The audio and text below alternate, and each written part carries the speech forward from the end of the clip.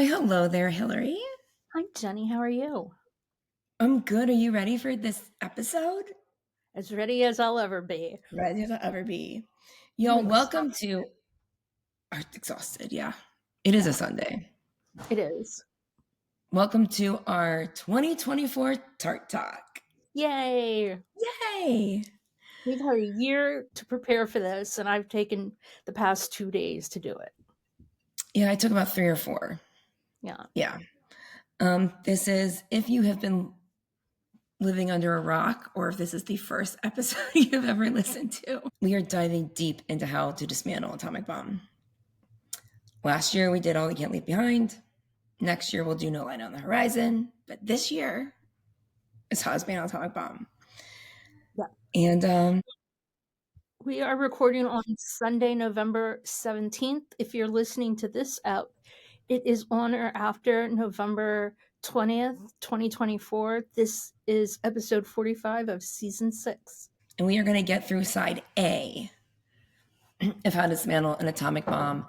And then we're going to stop recording. And then we're going to start recording again, side B, that you'll get next week. Yeah. It's the following week. So we're recording it all in one night. Yes. And I think we should let people in on our ritual Yes. that when we finish discussing a song, we take a shot. So we got this idea from Bruce Springsteen. And so we're totally fine now. But when we go to side B, We're not starting over. We are. no, like we can't. We're recording it all in one night. Yes. And we always have a special drink. We do. It's always themed. At least the And name is themed. yeah. And it's something that we want to have those ingredients in our houses. Yes. So you found this one. What did you find? So I found a recipe. It's actually called the King. It's Skrewball and Bailey's and banana liqueur. But for the purpose of our podcast, we're calling it Love and Peace. So it's like 2 birds, 1 stone. We can do our shot, and then we already have a built-in toast to love and peace. Love and peace. By the end of this, it might be or else. Or something else. That's funny. It likely will be or else. Yeah. Yeah. Okay. So we dive in. Sure. I have stats. Do you want me to start there? Sure. Okay. So How to Dismantle an Atomic Bomb is U2's 11th studio album. This is a fun fact that I only found this out, but so U2's had 14 albums in 47 years. The Beatles had 12 albums in 7 years. My gosh. Yeah. Yeah. And so I don't know what the disparity is, whether it's the Beatles just got all the lyrics and the melodies first, or they knew their career was going to be short and they had to get all this stuff over with. I don't know. Right. Um, There was I, also less technology to try things with. true, And the Edge was not in their band. right, right. Yeah. But anyway, I thought that was a fascinating fact. I've been telling like everybody that, and everyone's like, "Huh?" Anyway, How to Dismantle an Atomic Bomb was released 4 years after All That You Can't Leave Behind, which is kind of crazy because I don't know. I just think of those albums being like companion albums. They're not, but like No. they're the same. They're the same era, but Right. They're in the same trilogy. But it was like album tour, pretty much. I mean, yeah. it didn't back up exactly toward album, but it felt like a good timeline. Yeah. So it was recorded February 03 to July 04 at Hanover and Dublin and in the south of France. The main producer was Steve Lillywhite, but they had a lot of additional production. Chris Eight, Thomas, Jack Knife eight Lee producers. was what? They had 8 producers. 8 producers. Nellie Hooper, Flood, Eno, Lanois, and Carl Glanville. Singles were Vertigo, Sometimes You Can't Make It on Your Own, City of Blinding Lights, All Because of You. It charted number one almost everywhere. I'm not going down that list. We used to do that. Um, Yeah. so we have this thing that it used to work for all the albums. That if you listen to the last song of that last album, it generally goes into very well into the first song of the new album. Yeah. No, this did not. You can't go No. from Grace to Vertigo. No. No, No. and just no way. Okay, so they started off with Chris Thomas as a producer. Apparently, at one point they had like a 20-piece orchestra working with them. And I've got something on that. Yeah. and Larry said it just wasn't there. So they postponed the album for a year. What else you got? So back to adding on to everything you said, this was post Elevation. They were back to having that title of biggest band in the world, and like all expectations were there. And they were, of course, ready to have the best U2 record ever was coming. It was rock and roll. It was guitar album. It was like, they're coming at it, right? That Christmas was supposed to come out Christmas 2003. We know that didn't happen. And then there's something from Paul McGuinness saying a band of their scale must release an album end of the year cycle, like that Christmas cycle. So they had no choice but to wait a whole nother year. But the magic wasn't there. Yep. So they had to do it. It was a really expensive decision to make. It was originally going to be called How to Build an Atomic Bomb. Thinking about the Iraq War, being the background of the context of it. Their first album in a post 9/11 world. But shit got personal. Yeah. And serious, and it ended up not being a political record that we'll talk a lot about. There's a thing, Bono thought the album would be political, and at this point it was data, and like he was in politics all the time. He was writing politics and talking politics. He said with his dad passing, he just didn't have the stomach for it. Like, you have to go where the songs lead you. And they weren't taking him there. So it's good for us, I guess. Yeah. There's definitely some politics on it. And because he was gone so much, apparently during the 2004 year they were working, he was gone so much so the band was really productive. Yeah. They got a lot done. And he came in ready to write. Yeah. So that's what I have. I'll say the thing I have about the orchestra. I was going to save it for the end, but it works now. This is from that, I brought my books down. Micah, I don't know how to say his last name. The Conversation with Bono book, Bono in Conversation. I brought props for the video. He was meeting with Bono. He had arrived. They're working on Crumbs from Your Table. And Bono told him that a couple days before, an array of about 40 of the best classical musicians of Britain had been dismissed from the recording. Why? We only found out the songs weren't working when we played them in front of an audience. The orchestra looked bored. The band could feel it. They were bored too. Conclusion, finish the songs before you bring in a fucking orchestra to play them. So, and at this point, Chris Thomas was like, I'm out. Yeah.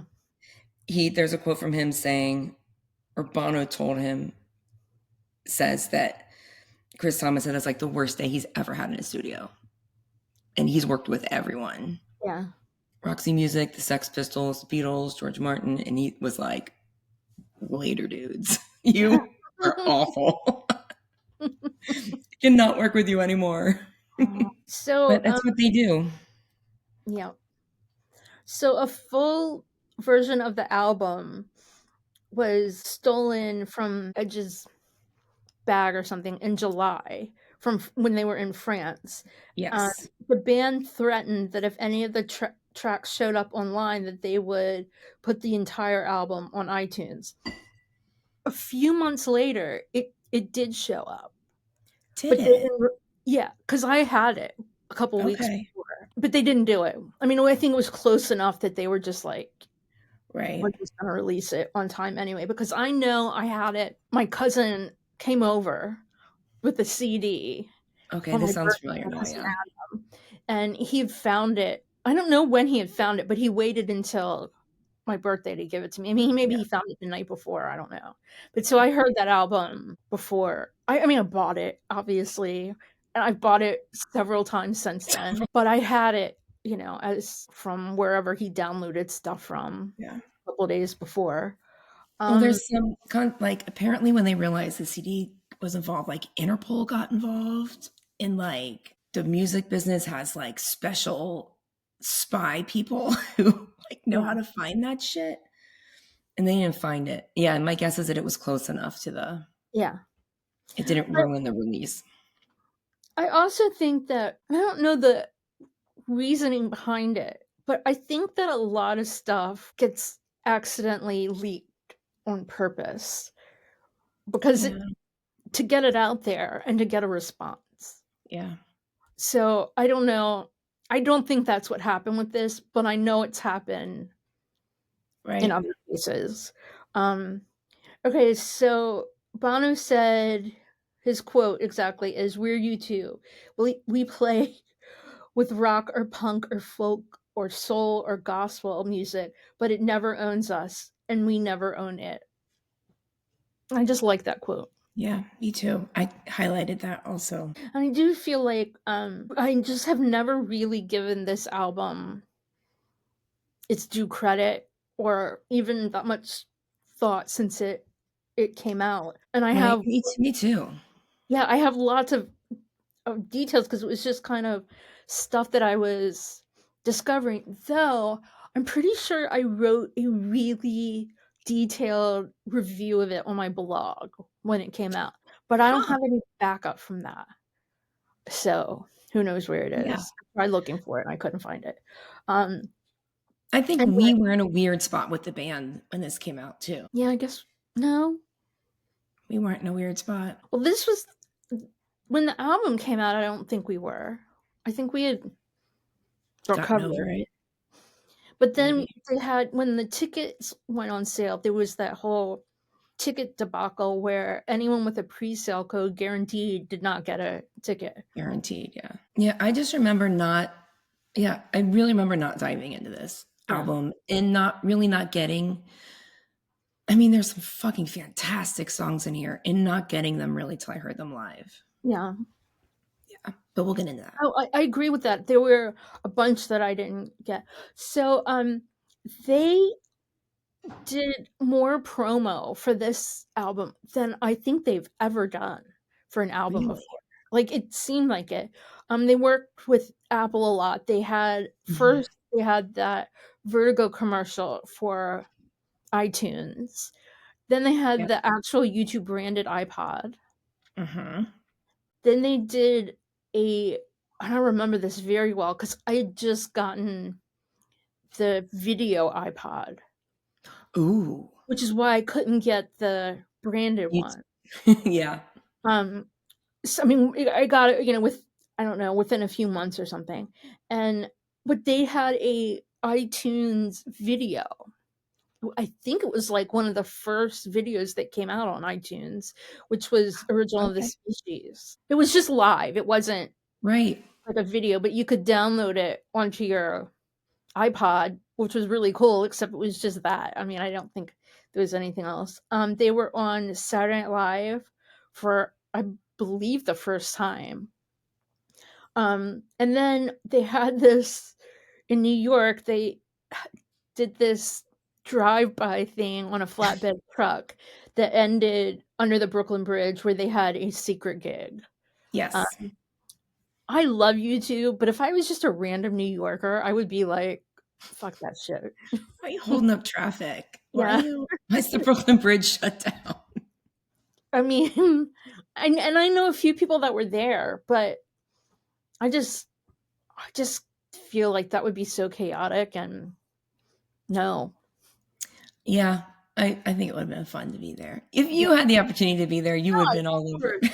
Of course I it. would have been. You're not gonna be like, nah, that No, sounds but hard. it seems like it was a lot of chaos. Oh, for sure. Yeah. Yeah. So I think that's all of my production notes. Yeah, that's most of what I have. I have a little bit more, but it'll work better at the end after we talk about all the songs. Did we get a drink for finishing the overall? Sure. That was like a song. Love and Peace. Oh, you put yours in an actual shot glass. Yeah. It's from the Spy Museum in DC. I have no idea where it came. I mean, I know that's where it came from, but I don't know who got it. Oh, I wish I had an actual shot glass. That is a good, strong drink. I'm gonna take another shot. I'm gonna take a shot's worth every time. A chug. Okay. Okay. Song number 1. Vertigo. Oh, unos, dos, tres. 14. We had to. This song is everything. It's like a whole page of notes. It is unbelievable. And you know what else is unbelievable? The first time I heard it, I was like, why'd they write another elevation? Oh, interesting. I was like, didn't they do that already? Yeah. I retract that. Oh, yeah. But I mean, comment. it's the placeholder. It's the big stage opening single. Yeah. Yeah. It's all those. Yeah. But so it's been played 588 times. I've heard it 39. I've heard it 27. That math isn't right. That's what U2 Tours told me. Maybe it was 30. How many times did you say? 39. Okay. I'm gonna have to wear my glasses for some of this because I've been struggling with that, and I have to do it. Oh, but they look cute. Thank you. Okay. Please hold while I log into my U2 Tours. Are you on U2 Gigs? I'm on YouTube Gigs. Yeah, Yes, that it's Vertigo. doesn't matter. Vertigo 27 times. We're just gonna go with it. We just spent a whole lot of time figuring out the discrepancy, and I'm cutting the whole thing out. Yeah. Vertigo. I feel my first note on this is it kind of sounds like a grown-up discotheque. Oh, interesting. Yeah. I like that. I like that a lot. I'm okay with that. Thank you. This song has had a lot of versions. There's apparently 75 recorded versions of this song. Oh my gosh, that's crazy. The first one, the one that they were going to release initially, was called Native Son. That you can look that up on YouTube and hear it. It's going to be, is it on How to Reassemble? It's got to be. I don't know. I'm sure it is. There's been Hard Metal Jacket, Full Metal Jacket, Shark Soup, something in Italian that I can't pronounce, Viva la Ramone, and Native Son. And it comes from a drum track that Larry put together in 2002. We listened to Native Son. I can't believe they were so excited. I guess we know what it turned into. Yeah. But Vertigo's just much better. Yeah, it's much better. There's a really interesting story from that. So when they were actually recording Native Son, Steve Lillywhite said that Bono took a long pause, and he realized that what he was figuring out that this wasn't a song he wanted to sing in front of 20,000 people. Yeah, that was cool to learn. Yeah, quite a revelation. So when it was Native Son, it was about Leonard Peltier. Then when it was Shark Soup, what? Bono tells this whole story about getting food poisoning and puking he poisoned himself. I assume Shark Soup. I don't know. I guess because it's soup, I assumed it was food poisoning, but maybe it wasn't. I don't know, but it sure sounded like food poisoning. He said he poisoned himself. Yeah, maybe he misjudged his allocation of alcohol. But puking every 10 minutes, that sounds a lot like something else. Yeah. And something out of that experience made it turn into Shark Soup. Did we have A and C and not the B? Right. We would like the B, please. Common theme. Yeah. Bono says he invented a club called Vertigo. And he said it's like when you go to a club and you don't like the music and you don't like the people and the drinks are expensive and then you see a girl with a cross around her neck that's distracting. And to me, it was like, no, I don't know. No, we don't know. He says, like when, no, that's not like what normal people have going on. Yeah. But I'll tell you, if you look at the lyrics, to me, I've heard the song a trillion times, and I just read the lyrics, And I kind of got that really disoriented feeling that feels like Sphere. Yes. I mean, that's really what the song is about. Right. Well, he didn't know it. He was just Right. right. But Right. really, when you think about how you feel in Sphere, Dizzying. it's dizzying. Disorienting. Bono says, here's his definition of vertigo that I've now seen all over the place. It's a small dissertation. It's not Webster's version. It's a dizzy feeling, a sick feeling when you get up to the top of something and there's only one way to go. That's not a dictionary definition, that's mine. And in my head, oh, he created this club, blah, blah, blah. It's a song about a disused soul in a well-used nightclub. Okay. And there really is a place called Vertigo. It's in Germany. So I feel like the plot starts to fall apart a little bit when he gets to the bridge of checkmated. Oh yeah, hours of fun. Like from then down, it's a Yeah. little it goes off a little bit. Obviously it was a great first single. Oh my God. And live, it's just such a great experience. I mean, people love this song so much. And there's some interview relatively recently, just in the last few years, that someone asked Bono what song or recording something he was most proud of. And he said it was this song and how it connects with the crowd. The Vertigo is his favorite. Yeah. For that reason. Yeah. So Hello Hello is also from Yep. Stories for Boys. And then my last comment, and this is just me listening, but there's actually such little music in this song. Yeah. Yeah. There's not a lot of background. No, there's not much music. It's lyric heavy and vocal heavy, and I mean, like, just not a ton of music, which is really interesting because it's such a big song. Right. I read something from Adam, and I don't seem to have it right here. I guess my notes will tell me if I saved it for a different song, which might come up. We'll see if it's a lie right now. But this song, like, it's not until like the third verse that they start overdubbing stuff. Yeah. That it's in the beginning, it's really just the band. And that was their goal in this album, to show the band. Yep. Showcase the band. They fucking did it. They sure did. They sure the fuck did. And then I just noted that, Bono can't end without, a message, something about God or Jesus, Yeah.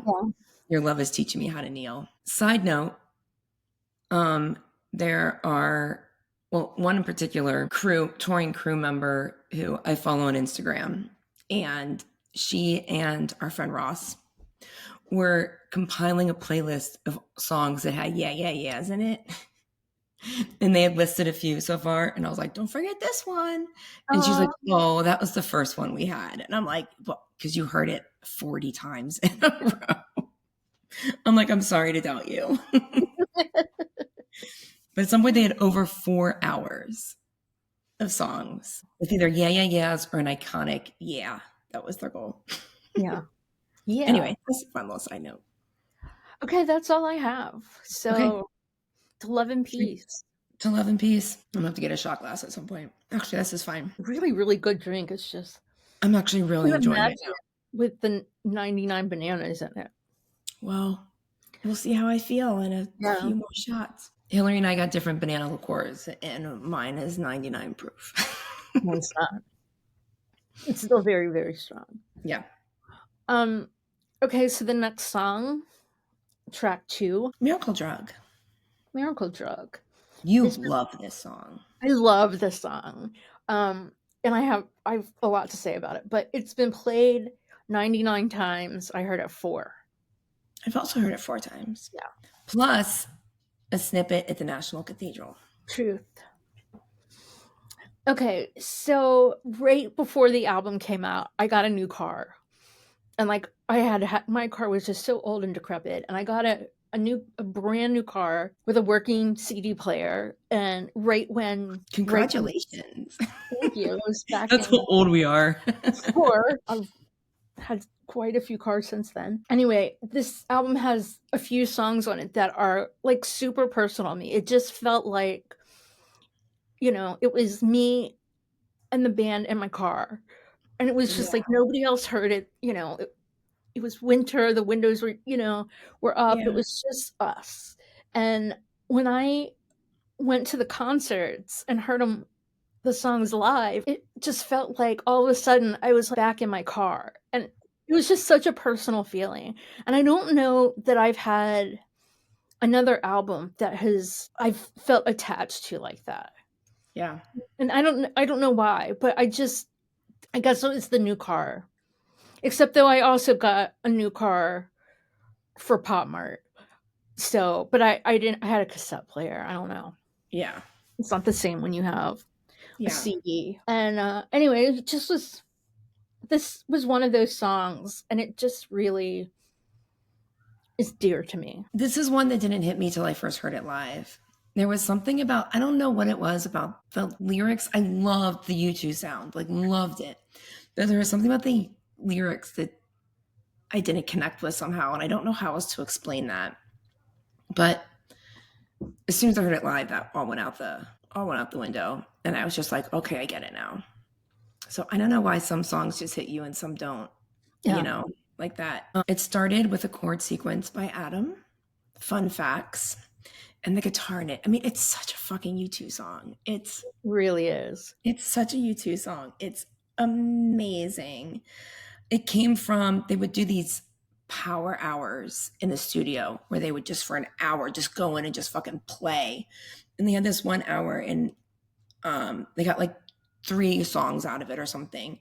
I don't know what the other ones were that didn't say, but there was a 15-minute improv of this song. And this is what that 15 minutes became the song. So that's kind of cool. Yeah. Yeah. 15 minutes is a long time to get down to 3.5 minutes, but however long it is. So the song obviously has dual meaning because it's a U2 song. Yeah. There's several on here don't, but anyway, there was a kid named Christopher Nolan who went to Mount Temple, and he was paraplegic, and his mother lobbied for him to take some drug that would allow him to move his neck, move his head.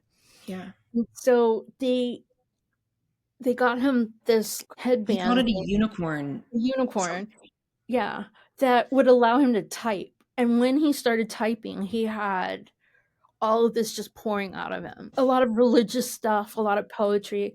And Bono said that if he had been locked inside his own head for 10 years, Yeah. he probably wouldn't have been as kind to his maker. But this guy was. And apparently he was just very prolific writing. Well, he believed that God healed him through science. Yeah. Well, that believes. And I mean, that's great perspective. Yeah. So one of my favorite lines is several in this song, but one of them is freedom has a scent like the top of a newborn baby's head. So my boss at the time this album came out, I mean, I'd been working there a little while before, but we had a bunch of people in our office that were like new mothers. And we had kind of a rough job. We got yelled at a lot, and people would get upset. And she would just go to him and say, "Go home and smell the top of your baby's head."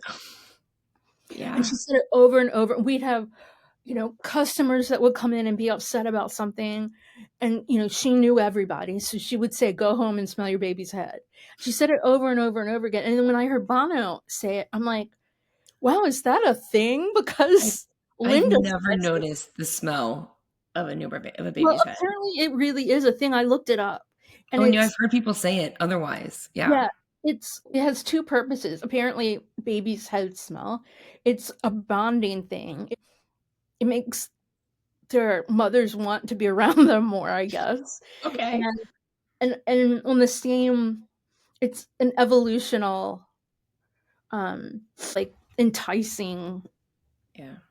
the baby to a parent. Right. That makes So it really is sense. a thing, but I Yeah. thought that was really interesting. So, I mean, and then the dual meaning of this is also the fact that Bono was working so much, getting so heavily into AIDS in Africa and Yes. getting life-saving medicine to there. So he notices that dual. But I guess he'd been wanting to write a song about Christopher Nolan for a while. He says that this is written from his Christopher Nolan's mother's Yes. perspective. That said, I also saw, and of course it can mean both. Both things can be true. This, I want to trip inside your head, spend the day there to hear the things you haven't said and see what you might see. And I read one thing where Bono said he wanted to be inside his head. Yeah. And then another thing where like that was his mother wanting to be inside his head. But the songs are in your eyes. I see them when you smile. Oh, Like I that's, I love just that. got chills. I highlighted that lyric too. That's from his mother's hope for her son. Yeah. And I love when he says, "There's no failure here, sweetheart. Just when you quit, can sing sweetheart all the time he Such a wants." beautiful song. The bridge. The bridge. I was gonna say we have to talk about the bridge. The bridge is Best part. It's the best part of this. absolutely is the best part. So my only comment about the bridge is guitar, guitar, guitar, edge, edge, edge. The guitar lead into it is just so huge. Yep. And then the singing starts and you go, Yeah. it's Edge singing. And I mean it's just it's just perfect. Yeah. Beneath the noise, below the din, I hear your voices whispering. In science and in medicine, I was a stranger, you took me in. I just love Edge's voice so much. So much. But then right when Edge is done, when Bonham comes in, it's just like I put a little, for those who can see, I put, oh, it turned. I put a heart, Yeah. a highlighted heart over it. I just put it in a box, but this will continue throughout the album. But I highlighted, I've had enough of romantic love. Just in case we'd forgotten, Bono reminds us that love is great, but it also sucks. Just in case you guys forgot. Yeah. Just in case. You can't forget listening to this album, but I love Note this. one. I just can't say enough about how much I love this song. I feel like it's mine. And it just keeps, just when you think there's a part you love, it just keeps getting better. Yeah. Yeah. Okay. Okay. To love and peace and love. Love and peace to miracle. Peace and love. Love and peace to miracle. All the things. I'm just drinking for as long as you are. Okay. Okay. Okay. Track 3. Oh, I've got a lot. Sometimes you can't make it on your own. So it's been played 140 times. I've heard it 7. Sames. Yeah. So my exact wording, my first note for this song is "Welp." This one we knew was coming. Since Bono's father died in 2001, I get wary of things that make me feel like I'm somewhere I shouldn't be. I don't like Iris. I don't like those songs because I just feel like it's too personal. You don't have to share that with me. I don't remember enjoying hearing it live. Oh, absolutely. I enjoyed it. It was a wonderful performance, but same thing. This isn't for us. No, but I mean, I anticipated this song, and it was exactly what I thought it was going to be. Like, I never heard it before, and when I heard it, I'm like, oh yeah, we know this song. But I mean, we didn't. But I mean, we knew what it was coming. And right. What's interesting you say that. So they started work. This song originated sometime during the pop tour. That's when things started to come together. They worked on it for All That You Can't Leave Behind. It was called Tough, and which is the first lyric, which I love it when it's like tough. You think you've got this stuff. To me, tough is like a nickname in that context. Yeah. Tough, comma. You think anyway. Yeah. He sang Tough at his father's funeral, some version of it. And it says it took years for the song to arrive, but then once it did, it's like it always existed. Yeah. Even though they started working on it sometime in 97 on tour. And it was always about his dad. Yeah. The lyrics are unlike most U2 songs because they have a clear meaning. Because they're not about his mom or Allie. or even God. There's no, ambiguous there. The line, oh God, this line breaks my heart. Well, the whole song breaks my heart. But It starts off that Bono's talking as like the caregiver. And then throughout the song, he kind of, devolves into the little boy. Yeah. And it's heartbreaking because, that line, that if we weren't so alike, you'd like me a whole lot more. That's just heartbreaking. Yeah. I And have, real quick, I put, and it's you when I look in the mirror, and then it's you when I don't pick up the phone. I wrote, ouch. yeah, it's painful, Yeah. heartbreaking. Bono's voice is so strong with the big notes, but he seems to have a hard time de-escalating. That's the word I came up with. Okay. Yeah. It's like he hits the big ones but then he can't come back down. Mm-hmm. Or up. I don't know what direction it goes, but the smaller the things that would sound like he could easier hit them, he doesn't. But he gets the big There's one. I wrote at the end, it says, the best you can do is to fake it. And fake it sounds like he's not going to make it through that word. Right. Like, yeah. There's a super fun fact about this song, but I thought I'd save it for you to say. If you know it. That Taylor Swift says it's her favorite U2 song. It says, "Let Jenny say fun fact." We learned that in AJ's U2 song by song book. So thank you, AJ, for that. There's an extra verse that he sang at the funeral. This is in the Conversations in Bono. See the shots? Yeah. Bono in Conversation. Micah asked him about it, and he said, I think How to Dismantle allowed me to vent all that stuff. The atomic bomb, it's obviously him in me. And at one point he called it How to Dismantle an Atomic Bomb. Yeah. The song, or the title of the album. And he said that this is his swan song. He sang it from it at his funeral. He recites it and then says, it's like a Phil Spector kind of deal, very 50s. There's a verse I left out of the recording. When I was a young boy in the suburbs of Cedarwood, I wanted to be great because good was not good enough. Now that I'm older, I don't see things any clearer. We're closer now, but still a long way off. I need you to know you don't have to go it alone. Sometimes you can't make it on your own. And he hits that really high note that he wishes his dad could hear and be proud of. Which he was proud of himself then for hitting that note. Yeah. Holy shit, when he hits that note now. He's got that. Holy crap. That is an operatic note now. It is amazing. Amazing. If you don't know, his dad was an opera singer. Yes. Not you, Hillary, listeners. You're the reason why the opera's in me. Yeah. And he says, don't leave me here alone. I could see that. Where are you now? I've got to let you know. A house still doesn't make it home. Don't leave me here alone. And I could see 16-year-old Bono saying that and grown-up Bono saying that. I spent way, way, way too long. The outro, I swear, is pulled from a Sting song. Like the do-do. And I can't find it.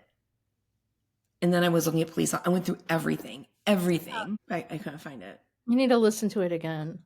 Yeah. With that in mind. I tried so hard. I did find, I forget which one it was, but I did find something that I thought was similar, like the same kind of idea, different notes.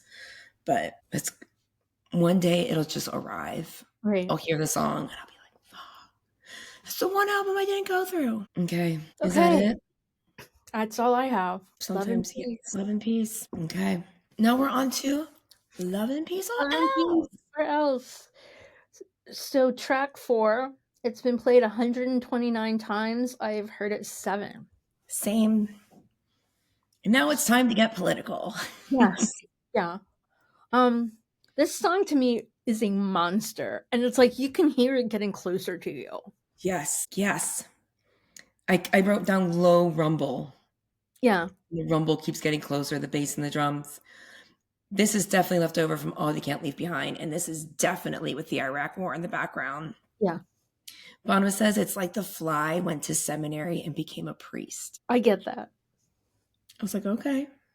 The cool thing about this, one of the many cool things is everybody gets their big part. There's Yeah. it's big on all the instruments. Hmm. And I love it. I love the song. So in addition to Iraq and everything, it is like we just discussed, it is the age-old U2 theme that if love wasn't so perilous, it wouldn't mean as much. And this goes like half a step forward. That if we didn't have such strong convictions, there also wouldn't be any war. And I wonder what this song would look like now. Interesting. It would be interesting for this to be. There are so many songs on here. I'm like, what would happen if this was on Songs of Surrender? Yeah. Like, how would have Bono have changed it, the lyrics or the. And it was written during the '03 Iraq invasion nonsense. Yeah.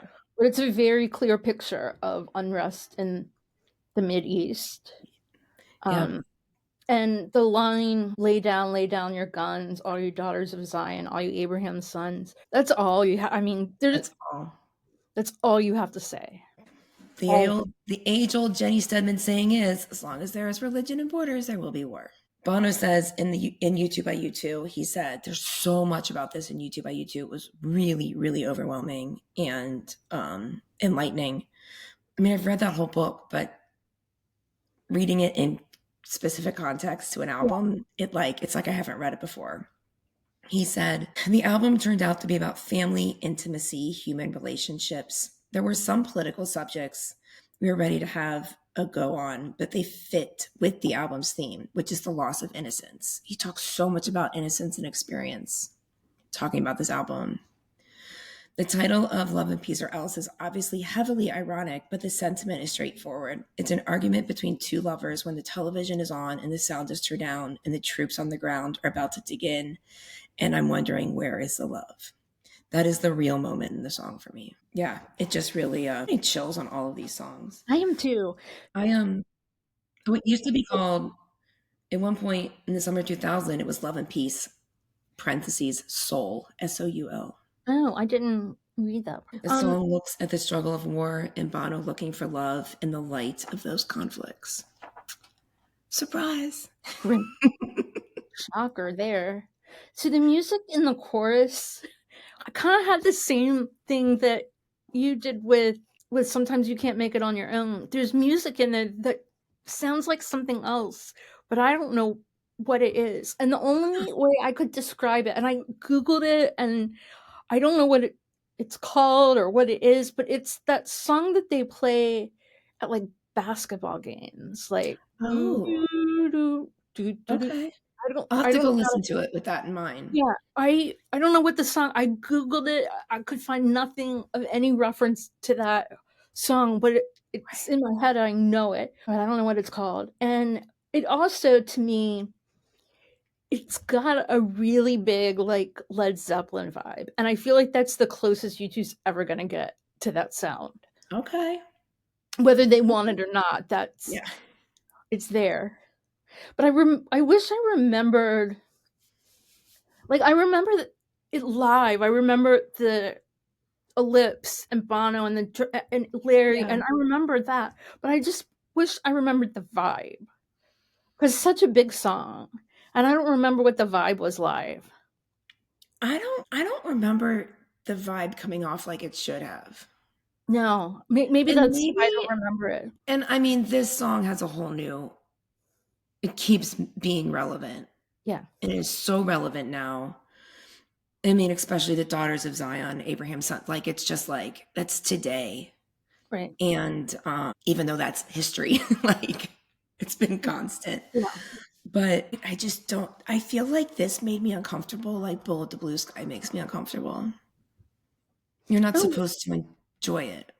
That's interesting, because it is very Bullet the Blue Sky. Yeah. There's another song in here that has a Bullet the Blue Sky note that I got from some text, but it's not on this one. But this is, I don't think you're supposed to enjoy it. No, I think you're probably right. No. But it does make me kind of want to go like that, you know? Right. Yeah. It has 5 different production credits because there are 5 different producers at 5 different stages. It wasn't like there was one final producer that finalized it all, but they were all very active in helping to create this song. So I thought that was interesting. It's very like Bono to have a couple fighting with the TV on in the background. Very, yeah. But it also, to me, and this is just one of those little pet peeves of mine, but I cannot sleep with the television on, not with the sound off. I no television near me. Like, I can't handle that. And I know a ton of people that can't, that don't Aren't your like, parents like that? they watch TV out loud all night long, but they both are on the same page. I know Oh, so many people that one of them has to sleep with the TV on, the other one can't sleep with the TV on. My parents complain about their sleep habits all the time, and I'm like, "You're it's because your brain hasn't been asleep yeah, ever, ever. ever. Turn off the TV and see how you sleep." Yeah, right. Yeah. But, like, if I fall asleep, and I mean, I don't watch TV anymore, I watch on my iPad, but if I Right. fall asleep and my iPad's on, I get stuck in this, like, purgatory where I'm not I asleep and I'm believe, not awake, and it's so uncomfortable. I believe it. Yeah. Yeah. So, anyway, in my imagination, it's Bono complaining about the TV being on too. There you go. Or no, he probably is the one that wants the TV on, I don't know. Do we cheers this song? Cheers. Love and peace. To love and peace. I kind of want to mention one more lyric in it. Okay. And that is the as you enter this life, I pray you depart with a wrinkled face and a brand new heart. And to me, that's like, I just hope you get old. Right. That's how I just hope you have a chance to get old and you no, don't die too soon. that's how I interpret that too. Okay. We only have 2 more songs on side A. I know, we're kind of feel like we're flying through this. Yeah. And I don't have, no, I do have a ton of notes, but I have more notes on the songs we've already done than I have songs in the Okay. future. I have a lot. I've had to make extra pages for this song. Really? And a lot of it might be related. Yeah. There is so much on YouTube. It's absurd. City of Blinding Lights, track 5. Track 5, City of This is, Blinding Lights. this is one of my favorite songs. Yes. So it's been played 428 times. I've heard it 30. 30? I'm at 18. These numbers don't math. They don't math at all. You just went to a shit ton of 360 shows. I'm sorry. 360 shows. Yeah. Yeah. Yeah. But that's what it was. But this wasn't. Did you go to more Vertigo shows too than me? No, I think I went to one more Vertigo show. Okay. So it was 360 that. Damn. Well, I also went for I&E. I went to So they've just added up over 6 shows. a I think tour. you went to 2. And then I went to Was that St. Louis? Still and Yeah. DC without you. Okay. Yeah. Okay. Anyway, when they stopped playing Streets for a while, I was like, I don't care. Because we got City of Blinding Lights. Yeah. Which I just feel like is the Streets equivalent of a live song. And I'm not trying to, that's a good thing for City of Blinding Lights. I'm complimenting it. I'm not trying to demote Streets. I still would rather hear Streets than almost anything else. But Oh, yeah. I don't know how I would weight the 2 songs. And I would need them to pick it for me. Yeah. Yeah, It'd yeah, be yeah. nice if it was kind of an even mix. This song sparkles and makes me feel pretty. Oh, that is the best note ever. Thank you. This my is a first- Garden Tart song. The line, and I miss you when you're not around, makes us cry every time. Every time. Every single time. Chills. And the thing about this as a live song, like Streets, is that it has like a physical liftoff where it just explodes. This is also personal to you and me because of the story behind it. The song opens in London with Bono and Ali going early on and trying to figure out how to make it in London. Ali's like paying his way. They're sleeping on benches, whatever. And then it comes to New York. And you and I were at the show, the first MSG show post 9/11. They were the only band. Well, they were the first band to play New York. Yes. After then. And I mean, the night was absolutely the most cathartic thing I've ever experienced. But he said that when the lights came on for Streets, he's like 20,000 people were crying. And he said to them, "You look so beautiful tonight." And that just, we were there. We were there. He said, it's a New York song about going there for the first time. We were the first band to play Madison Square Garden after 9/11. During Streets, the house lights came up and there were 20,000 people in tears. It was beautiful. And raw. I mean, Yeah. I mean, I think being there, it was cathartic, but it also, I mean, it hurt. Oh, yeah. I mean, by no means would I say that's my favorite show, because it was a rough one. But I came out of it feeling It was like everything was going to be memorable, okay. but yeah. I came out of it feeling like everything was going to be okay. Yeah. A few things. This also started during pop. The melody and groove remained, but there's new drums, new bass, and new guitar. Just amazing how long the lives of these songs. It's interesting that one word changed for Songs of Surrender. And the opening lyric is, "The more you see, the less you know, the less you find out as you go." And he changed it to, "The less you find out as you grow." And that's on the thing he sent me, is the new lyric. Right. Years. How many years before Songs of Surrender? Wait, I got that thing from him in 18. Right. But then Songs of Surrender was So not that, so like 22. was years later. Yeah. So that lyric had already changed in his head. Blessings aren't just for the ones who kneel. Luckily, I love that. Yeah, love it. Well, So it's like, on one hand, I feel like, thank you. I appreciate that, because I'm not a kneeler. no. Neither are you. But also, I think it's Love and Peace or Else, is it? Somewhere he says he has trouble on his knees. I don't think he's a kneeler either.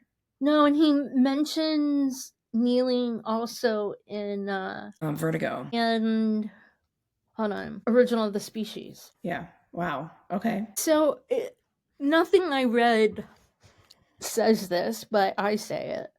The line, the verse, "Don't look before you laugh, look ugly in a photograph, flashbulbs, purple irises, the camera can't see." That's about him. Oh, yeah. Yeah, but I didn't see that anywhere. But clearly, when he says, "I've seen you walk unafraid, I've seen you the clothes you made, can you see the beauty inside of me? What happened to the beauty inside?" That's Allie. Yeah. Yeah. And he says, "I miss you when you're not around." Oh, I have this whole other page of notes. First of all, something in there. Edge says it's cinematic, conjuring up a place and time. New York is a city that really brings you somewhere, a state of mind. And it's one of his favorite parts of Bono's lyric writing. Okay. Let me see what I have here. New Yorkers were in tears, jumping up and down, and I shouted to them, "Oh, you look so beautiful tonight." It's such a naive and innocent line. That's what this song is about, remembering those times. I miss you when you're not around.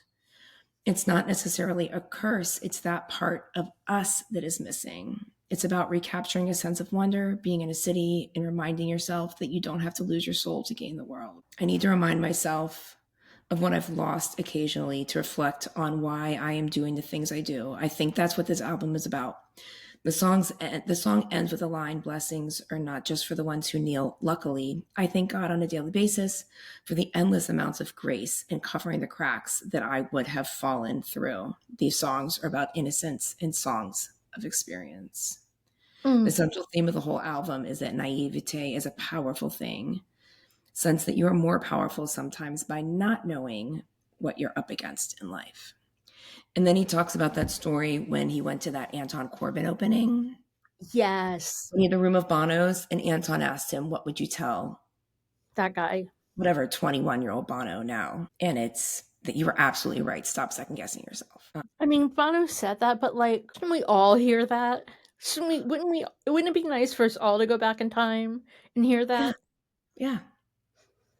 Absolutely. Time won't take the boy out of this man. Innocence and experience. For that boy. I have neon hearts, day glow eyes, a city lit by fireflies. Oh, it's poetry.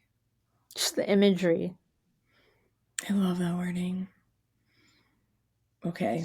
You know, I honestly, when I heard it on the album, did nothing for me. This song is nothing except being live.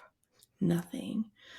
And I feel like there's so many times I'm listening to a song and I'm like, the band likes playing this better than I like listening to it. Yeah. And not this is obviously worth enjoying as a Right, listener, right. but there are times I'm like, what were they feeling when they were playing with? And they're like, this is it. Because Yeah. in that moment, it's not it for me. Yeah, this song is, I didn't get it.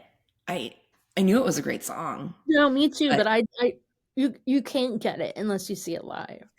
it's it's everything. Okay. Okay, Love and Peace. I do like this drink. I really like it. It was a good find. Yeah. Okay. The final song of side A. All Because of You. It's been played 132 times. I've heard it 19. I've heard it 7.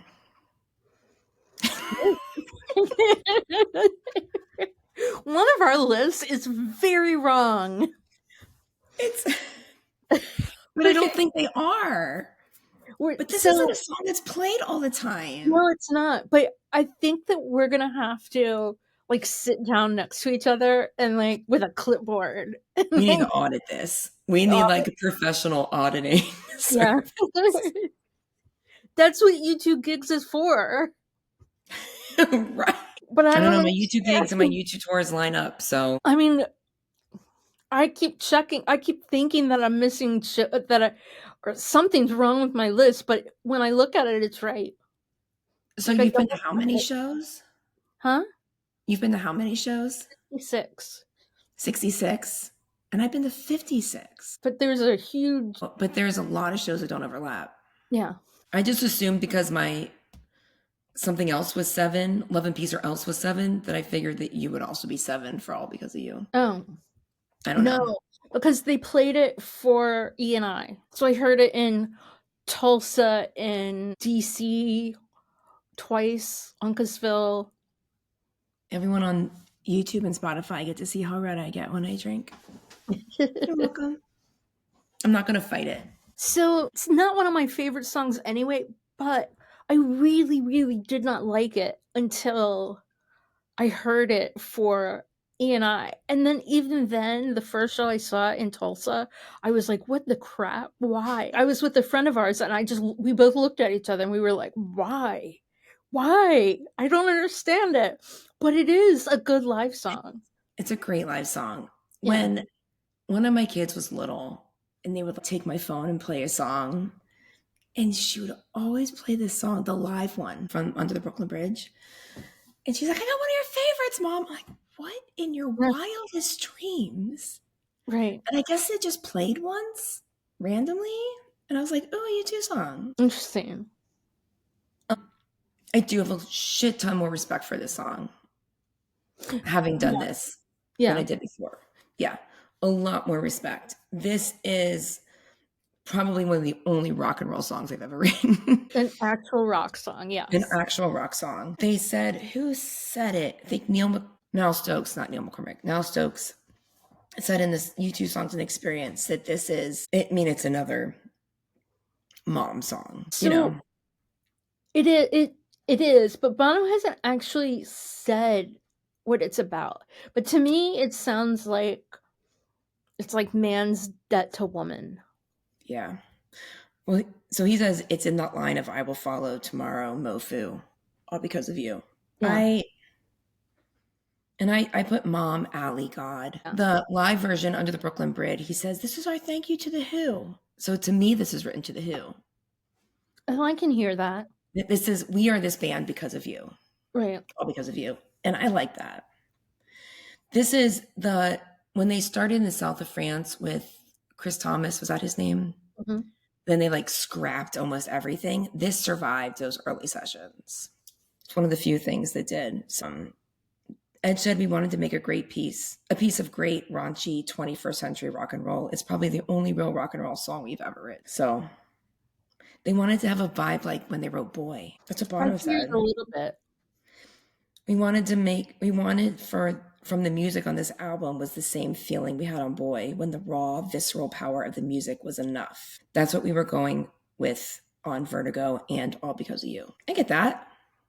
Oh, I get that too. For some reason, nothing's coming to my mind, but this has one of the, I call it Bono's bucket list lyrics. Like someone dared him one day to say, have tortoise in a lyric. Oh, I have a great quote about that from Adam. Fuck, what's it That's what in? Bono is. He's like a intellectual tortoise. But he said something about, but I loved how Adam said it. Let me see if it's in this book. Is it the quote where he says, he's brilliant, but then he can't find his car keys? Yeah, here it is. It's in tangible things never meant anything. Yeah. The singer brings a sense of organization and purpose to his work that is sometimes missing from his rock and roll adventures. Oh, talking about it like his AIDS work. Adam reflects, he is, as he says of himself, and all because of you, an intellectual tortoise. He's a unique character. He is organized intellectually, but he wouldn't know where his car keys are. And to say he is disorganized is kind of derogatory. That stuff isn't important to him and never was. It's kind of a cool way of looking at it. Yeah, it definitely is. Not that you're disorganized, just that it's just not important. And not that you don't care, it's just not important. Right. I meant to put that in here. It's pretty crazy he fit that lyric in there. Yeah. I agree that it was like a challenge. Right. I'm trying to buy you a pint. Right. I'm trying to think of the other. I had a list at one point of those. Someone dared you to put that in a lyric. Yeah, there's another one in a more recent. Yeah. I feel like I know we've talked. Well, I feel like one is intransigence.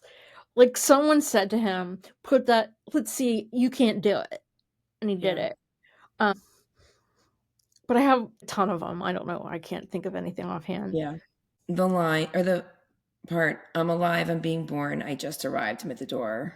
I mean, that's just so Bono. Yeah. Being reborn. But that's all I got. It's a rock and roll song. Yep. Very rock. And I do believe You is the Who. So I'm just going to go with that. Ooh, I love that. Because it's more tangible than all the other things. Yeah. He talks about. I love it. Is that it for side A? That's a wrap one. Love and Peace. Yeah, Love and Peace. It's interesting. I wonder, like, I don't think after this album there's a clear side A and clear side B. Even though, I mean, they're records, but they weren't made to be something that flipped. They were made, because the way of recording with cassettes and records was long gone by now, but I mean, still, I guess people still had, I don't know, but so I wonder going forward if there's like a delineation between, because I mean, you can hear it. There's a clear side A and side B. Oh, for sure. And now there'll be kind of an obvious split number wise, but not in the flow of the music. I mean, I that's what I'm curious about. Can they do that? Or are they stuck in side A? Because I think I would be stuck in side A and side B. Yeah. So I don't know. Like, I don't know how you do that anymore. But I'm curious. I could look right now and see, but I'm not going to. We'll wait until we get to. There is something that I've note later on that I think it was Bono said that he wonders if this was in the right order, but I don't know. Well, I think it was. I haven't found an objection yet. I don't know. Me neither. Okay. Well, should we sign this one off and start side B? We should. Thank you for listening, everyone. Tune in next week for side B. Side B. Later. Bye. Bye. We'll be back next week with more U2ish content. In the meantime, keep chatting with us on social media at _Garden Tarts. Sign up for our newsletter at thegardentarts.com and share with your YouTube friends. You can support us on Patreon, buy me a coffee, and leave us a 5-star review on Apple Podcasts. Kissing Lips and Breaking Hearts, a U2ish podcast with the Garden Tarts, is created, produced, and edited by us, the Garden Tarts. Intro and outro music by December. See you next week.